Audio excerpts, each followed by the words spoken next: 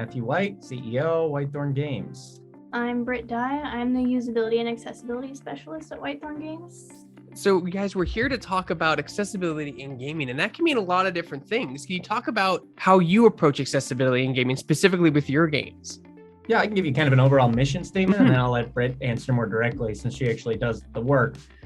Big part of the whole company mission is widening the footprint of people that play games. I left PlayStation 5-6 years ago. Just wasn't happy working on nothing but sort of run down a hallway, shoot people kind of things, and wanted to see a little more diversity both in the creators as well as the content that we're putting out in the world. Our brand is really about like slowness and approachability. So naturally accessibility is a big fit there because our entire brand angle is, hey, maybe games are a little bit stressful, a little bit like too much now, complex, difficult. Maybe it's something that you can just grab and chill out, and that means everybody. So accessibility and allowing anyone truly as much to what degree that we can to play our games is a big part of our overall mission. Britt is more involved in the actual day-to-day activities that make that possible. And there's, like you said, there's a lot of different versions of accessibility. I mean, like some people think having a game just be easier is more accessible. On the other end of the spectrum, you have people like Microsoft making specific controllers for people with physical disabilities so they can play games.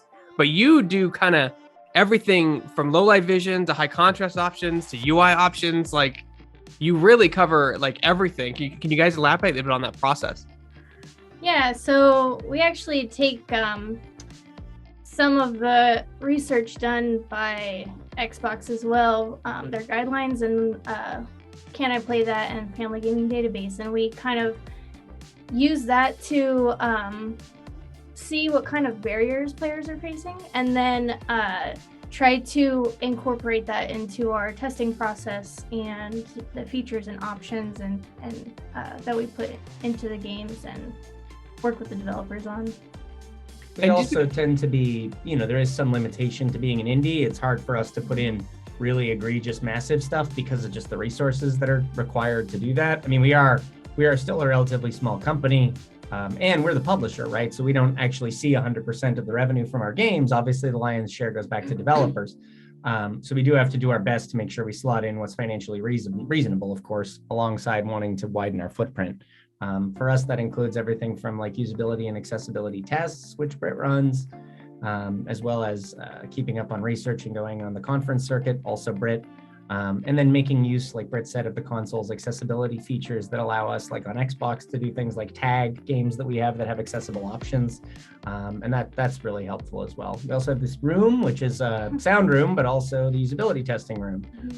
There's sort of a digital two-way mirror next to us that allows us to bring folks in here, do things like eye tracking, heart rate monitoring, and actually get them right up to the machine and see where they're having trouble. Particularly with the eye tracking, it's great to see something as simple as, for example, not correctly paying attention to a UI element due to perhaps a vision problem or a contrast problem. And these are things we can see, diagnose, fix before the games get shipped, ideally. Yeah, take a look at the barriers that are in the games, the vital information you need to play the games, what barriers might exist for players who have different disabilities or preferences, and then try to remove those barriers as best we can, which isn't necessarily difficulty per se, but just the removal of barriers for players that have a hard time playing games otherwise.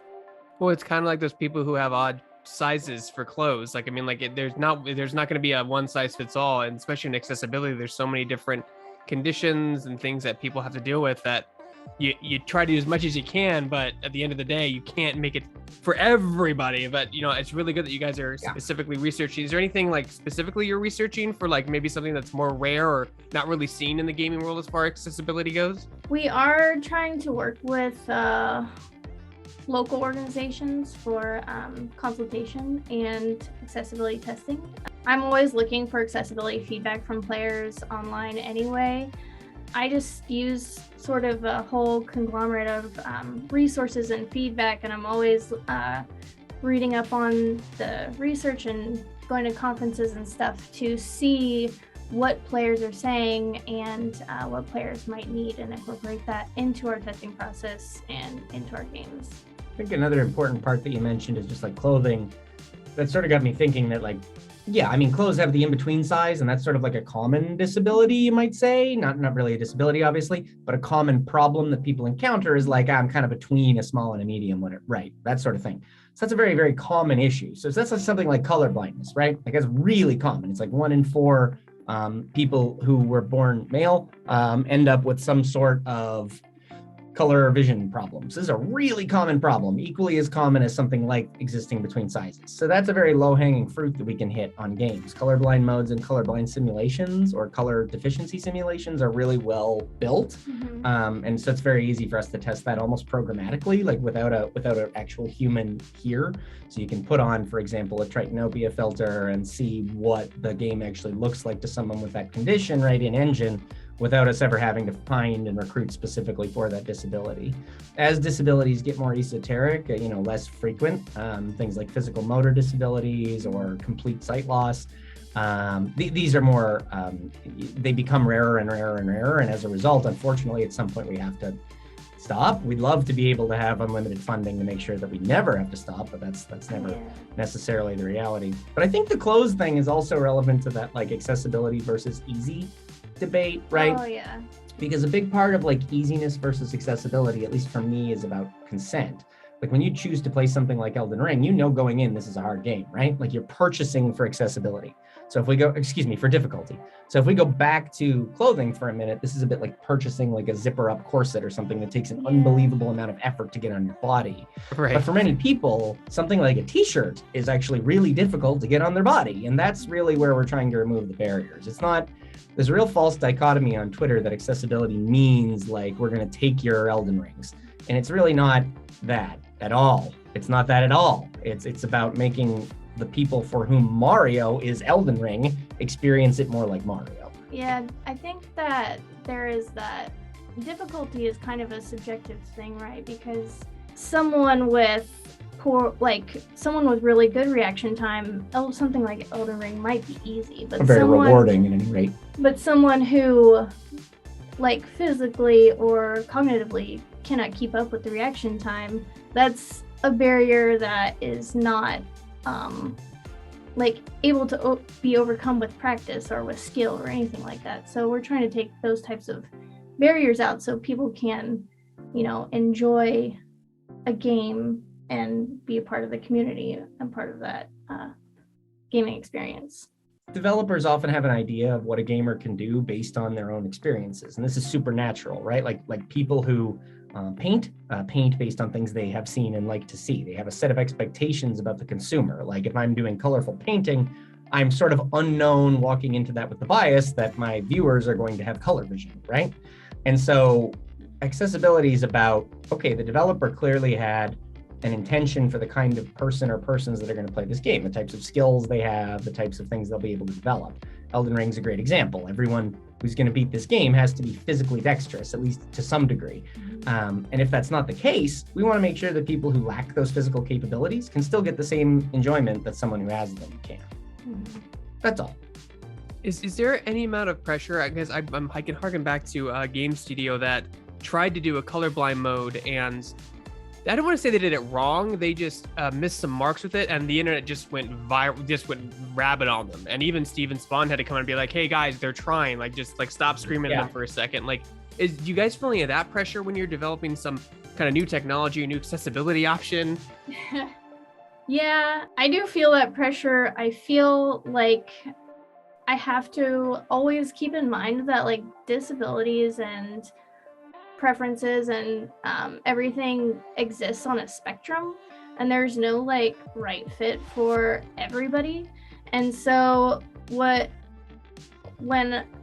my approach to accessibility features and feedback and things like that, when I talk to the developers, is what can we do to remove this barrier for the most amount of people on the spectrum, and not just like put like a filter on the game, although a lot of people do benefit from filters, but just what is it that we can do that will benefit the most amount of people? Because people in general and gamers too, they don't exist under one identity or like a one disability or one preference or anything like that. You kind of have to take an intersectional, holistic approach to removing barriers as opposed to like just copy pasting accessibility features into games. And there's also some ugly math we have to do, right? Like if we can hit 80% of the top 5 or 6 barriers that would would prevent someone from getting into a game versus hitting 100% of one particular set of barrier, obviously there's some kind of cost benefit analysis there. We're not working with unlimited time. That's the important part here. We don't have unlimited time, and we certainly don't have unlimited money, especially as indies, right? Mm-hmm. But what I think you see here is that it's not just us, but other indies are taking charge on this, right? Like you're seeing far more accessibility options and inclusivity options than you might see in AAA and indie titles. And that's kind of an odd thing, right? Because for us, the percentage of our revenue that taking the money and time to hire someone and build this facility and whatnot represents is substantially higher than it would be for, whomever, PlayStation, whatever, some giant corporation, EA, you get the idea.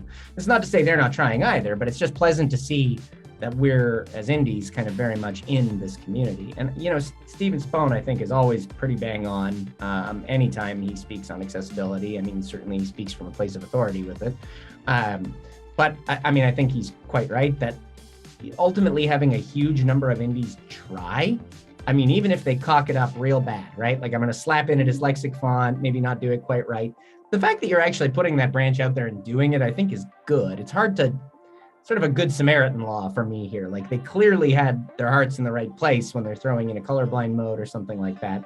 I think jumping down their throats about it serves to do nothing but prevent them from trying again, right? Like I think it's very important that we do our level best, even if it's not perfect, which we wouldn't ever claim it would be.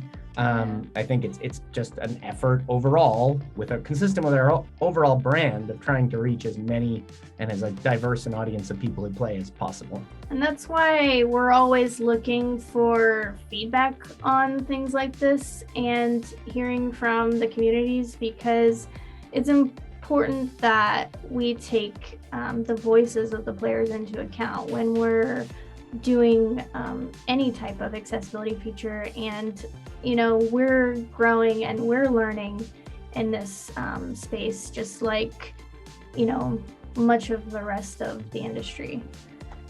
You folks mentioned specifically your work with Microsoft. I know on the forefront, Microsoft does a ton of stuff. They're very vocal about accessibility, both physical and in other settings of colorblindness and stuff like that. Does Sony do the same thing? I feel like Sony does, but they're not nearly as loud about it as Microsoft is, or are they lacking in terms of accessibility features when compared to Microsoft directly? I'm going to try to keep this question as spiceless as possible. Right. Yeah. Sorry. I know. Yeah. Remember, as a publisher, I have to sleep around, so I can't speak ill of any one of my many partners. So, Microsoft is clearly leading the charge there. That's no secret to anybody. They have a full-time accessibility team. They put $1 billion into developing what is one of the most remarkable pieces of technology for folks with modular disability equipment. Like they all use the 3.5 jacks. So an individual with a really profound physical disability that has to rely on certain switches or joysticks in order to manipulate computers can natively plug what's already on their setup directly into the controller. It's really good. So it's pretty hard to debate in any meaningful way that Microsoft is just ahead of the curve on accessibility right now. That's not to say that the other consoles aren't trying. Certainly they're all doing their best. You can sort by accessibility features on numerous other storefronts and consoles. There are high accessibility places right in the store that allow you to look for things that speak to a particular disability. But there's no ifs, ands, or buts about it that Microsoft is currently head and shoulders above their peers. Like you said, it's tough. You don't have infinite money to do this. And like you said, gaming is still relatively young, and even accessibility options, we're still figuring this stuff out, totally until bigger games start, requiring colorblind mode, high contrast mode, different low light modes, dyslexic mode, once they start adapting them, maybe mid-tier publishers will start adapting them as well. Yeah. But speaking to that, are there any, because you are a small indie studio, are there any grants you can get from different programs? Does Microsoft supply any kind of funding money to increase accessibility options for your games? Is there anything like that helps you financially just broaden the spectrum for each game that you want more accessibility options for?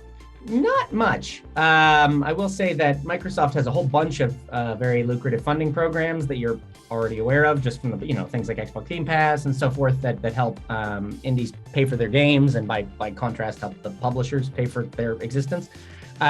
So there's not that I know of. And if someone from Xbox's accessibility team is watching this and wants to shoot me an email and make, correct, I would be thrilled with that. I don't know that there's specific funding buckets for like, hey, we want to do a run of features in this title. Can we get X amount of dollars? That's not to say they wouldn't give you money for something like that. I think just generally it's not bucketed that way. And I could be wrong about that. So I'm speaking kind of on what I know, but there's a little bit of guesswork here. I will say that nonprofits, by and large, are the people who benefit. And I'm going to get a mildly political hat here for a moment. Nonprofits, by and large, are the people who help folks with disabilities, right? Like they're registered like 501c3s that in one way or another assist people with various disabilities to manage their lives. So we work with the Sight Center of Northwestern PA, which is an association for blind and low vision people. But they're a nonprofit, right? So they're broke, essentially. Like their entire year's budget is less than what we will make on one game. So it's really hard for me to say, hey, can we get $60,000 worth of dev money out of you when I know your year to put a blind mode in one game you've never heard of, when I know your year's budget is $300,000? Like it's not an audience that's like flush with dollars, right? And I grew up in Canada, so to some degree, I have to get a little jab in here and say that to some degree, the government here does have a habit of passing acts that are on the nose really good, like the Americans with Disabilities Act, but then they pass the cost to actually put those things into products onto the business itself. So yeah, it's your responsibility, not theirs. But you're like, but you wrote the law, can I have some? No, it's your responsibility. Like, yeah. No, the government says you must have a wheelchair access ramp, which is friggin' great. People with wheelchairs need to get into places, but the business has to pay to do that, and the government will find you if you don't. So it's a mechanism that makes it very hard for us because we want to put more, but 100% of that is directly out of our pocket. So again, we're trying, we're learning, we're doing as much as we can, but you do eventually hit some wall where you're spending into your margin a lot to get to a point to put these things in. And we also have we work a lot with solo or duo dev teams, and then it's me here as our team. Yeah. So it's the three of us or the two of us working to do this stuff. Yeah. And then QA testing, And engineering's not cheap is the other thing. Yeah. I would say that's probably our single highest monthly line item is just engineering time. And so when you think about everything, every feature in games, from this is business guy talk for a second, can be broken down to a factor of engineering QA time multiplied by the cost of that at a burn rate. So you'll know what that feature cost you in a particular way. So, if you have 4 engineers working for a month to get you a colorblind mode, you take 4 engineers' salaries, divide them out by 12, multiply by 4, put an overhead margin, and then port it onto consoles, which has a cost. So you'll know pretty quick, hey, that colorblind mode cost us $45,000 or whatever. Oh. And you can do those pretty quick. And that's unfortunately my boring job, but you can know down to a pretty good degree, what it exactly cost you versus what you'll make back. And I want to be clear here, in our experience so far, accessibility is usually break even on revenue. We usually sell more units because of our accessibility features that make up for the differential. And that's one of the reasons we're eager to do it. Again, I do have to make money to stay alive and pay our employees, but then there's also the social good piece where we just simply want to do it. So you'll notice that on some of our very high performing games, there's accessibility options that are, aplenty, but also on some that aren't doing so hot, we still have all the accessibility options. So we've just kind of baked it into our porting and releasing costs as a way to kind of amortize it across titles. Yeah, I think it's important to, I think there's sort of a paradigm shift in gaming culture, at least in the circles that I'm in, where people are really caring about accessibility. And if there's accessibility features and options, if that's a core pillar of the stance of a developer or publisher, that then people want to support that in general. And also just if more people can play the game, more people might play the game, and then you'll get a bigger community talking about it, and it will just kind of do a grassroots sort of movement. Gaming's still very word of mouth, right? Even our marketing is virality heavy, right?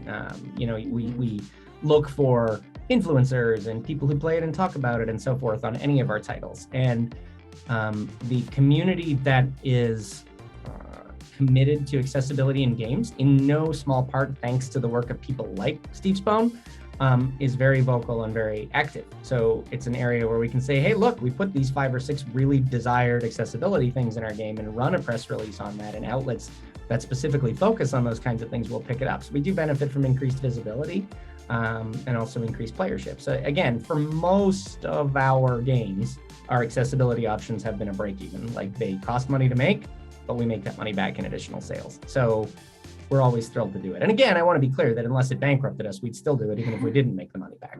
Yeah, a lot of us, all of us here, we want people to be able to enjoy games, and we want people to be able to play them. It's just kind of part of our culture here too, the inclusivity and meeting people where they're at with games. I think that's the big problem. And again, right back to our original brand conversation, I think when I was at PlayStation, I was sort of saying like that there's this great big audience of people who are aging out of games. They just don't have time for 100 hours a week of anything anymore. And that's kind of a big part of our original brand exploration, was like, what if you're 30 plus and want to play a game for an hour and have a really good experience and not just have it be like a clicker or something? That was our kind of original piece. And then as we started to develop that, it was like, okay, well, what about all the other people for whom really hardcore mainstream stuff just doesn't scratch the itch? And, as we explored, that started moving into inclusivity, diversity, accessibility, elevating voices that haven't seen their stories in games before. So I think it's cohesive and coherent with our brand that we should be leading where we can on accessibility. Yeah, Matt, your job specifically, Matthew, it's got to be very difficult because, like you said, you are a business. Like, you're not a charity. You have to be able to sell games and you have to keep in the budgets. And so what's it like for you when you're making a game on a platform and maybe you do have the budget for, let's just say, like controller remapping and adjustable subtitles, but when it comes to colorblindness mode or high contrast options, it's just not there. Like, do you have to make those decisions every day, I'm guessing? Yeah, so it's tricky. So games that, perform very, very, very well, we usually reach out to developers and say, hey, we're going to spend some money and time on this. Are you good with that? Maybe we'll split the cost or something, or the developers will work with us.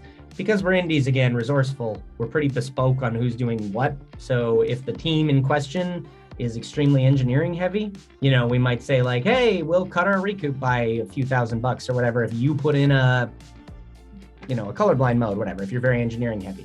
On the flip side, we might have a team that's very artist heavy and they have no engineering bandwidth, and we might say, hey, we're going to delay release by 30 days so that we can pack in these things that we know will get us day one accessibility tags. So unfortunately, it's a case-by-case basis. The sort of question I think you're getting at, and I mean, you're right, occasionally I have to say, we just can't do that, at least not now, and then go find money if I can. The sad reality is, until every game makes an egregious amount of money, we can't pack everything we want into every game. And that's true of everything from accessibility to localization to voice acting to features to DLC that doesn't ever make it to market. Yeah, I mean, games are funny products because there was a time when I was a kid, where they were just on a cartridge or something. And once it was on there, it was on there. There wasn't an internet. There was no way to update them. So whatever it came out with was what it came out with. And I remember I had a Zelda 2 cartridge that had the infamous second castle bug. So you had to literally ship it back to Nintendo to get another one shipped to you. Like, it was a whole thing. And so I guess the silver lining now is that when we have downtime, we'll often slide accessibility stuff into our back catalog because we know if people have wanted it. And if we have a downtime cycle, it's like a good use of time to increase our overall brand footprint and help more people play our games that maybe couldn't. So that'll be after they've broken even and we're kind of in the back. It's unfortunate that we have to do that with any feature, but it's true of everything from localization, like I say, to downright gameplay features that we have to prioritize one way or another. But that's important, though, I think, because the corollary is that big studios should be thinking of accessibility as importantly as they think of gameplay features and DLC. Like, this is one of the pieces of your game, and we have to prioritize and deprioritize appropriately. Right now, I feel like it's sort of thought about as like, okay, the game's done, now how do we make it accessible? And it's like, that is very much the wrong approach, in my opinion. Yeah, gamers aren't a monolith, and so I think it's just kind of wrong to approach like usability and UX from just like gamer monolith mindset, and instead incorporate gamers like with a variety of backgrounds, disabilities, everything baked into the game design from the beginning, because not only will that, improve playability for like players across the whole spectrum of players, but just in general, it just goes hand in hand, because the game's not usable, it's not playable if certain people can't play it because of the barriers that are present. I have no visible or really any disabilities of any appreciable kind, and I use a crap load of the Apico accessibility features just simply because they make the game more playable in the way I want to play it. What do you want to see in terms of accessibility, maybe just with your company in the next 5 years? We are working toward, sort of an accessibility baseline for our games that I work with the developers on to hopefully sort of take some of the more impactful across the spectrum features and design and put those into our games like as a baseline on launch. I think we're also hoping to work with and get more feedback from players with disabilities, both locally in-house testing and working with local organizations, and then also feedback from players online. So like my Twitter DMs are always open for accessibility feedback. And I think just we really are trying to move into a place where accessibility is part of the design of the games, and it's a pillar, it's a pillar in what we do here, and it's something I take into consideration when I'm recruiting and everything else, playtesters, and just explaining to testers what they can expect when they come in accessibility wise, so they can make the choice whether or not they want to come in, and they can read the consent forms beforehand so that they can decide whether or not this is an experience they want to have and things like that. So we're just going forward, we're trying to make it more of a pillar and bleeding into everything we do, and kind of moving toward greater accessibility in the games that come out. I think I'd like, 5 years is tricky, because in 5 years I could be designing games for you have to use your hands. What is this? Like kids are like, what? So, maybe next couple of years. Big one for us is I have on the hiring roadmap an accessibility engineer, which as far as I know, nobody else has. And the goal here for this person would be that they would be solely responsible on every single game that we sign for being a mercenary engineer that assists on implementing accessibility features in our client games. So they'd be Brit's employee. Brit would have a hit list of the 3 different kind of major engines that we publish from, and the sort of tools-based engineer would be that.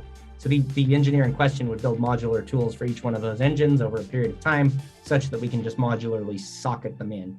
And then over time, if we have that person maintaining a code base, they can have something that's truly like living that we can share with other people. That's probably my next move financially.